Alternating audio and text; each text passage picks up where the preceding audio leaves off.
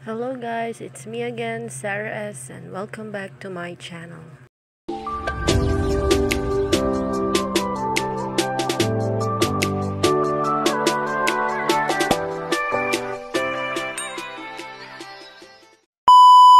So for today's video ay isi-share ko sa inyo kung paano ko ginawa ang sapin-sapin. Ito ay ang kutsinta mixture. Ito naman ay ang ubi mixture at ang vanilla mixture. I-prepare na natin ang mga molders. Dapat ay kumukulo na ang tubig sa steamer. Unang isa lang natin ay ang vanilla mixture.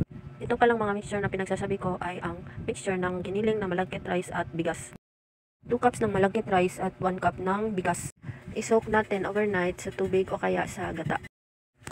So, lutuin natin ang first layer ng 5 minutes. Kalimutan maglagay ng cloth sa takip ng steamer para iwas tulo. Susunod na layer ay ang kutsinta mixture. Sa 3 cups ng water ay tunawin natin ang 1 cup ng brown sugar, 1 cup ng cassava starch, at 1 cup ng all-purpose flour. Mag-add tayo ng konting vanilla at 1 teaspoon ng lye water. Huwag damihan ang lye water kasi nagbibigay ito ng mapait na lasa. Lutuin ito ng 5 minutes.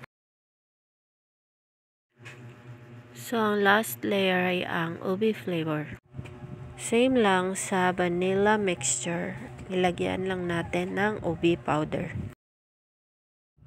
Lutuin ito ng 5 to 10 minutes.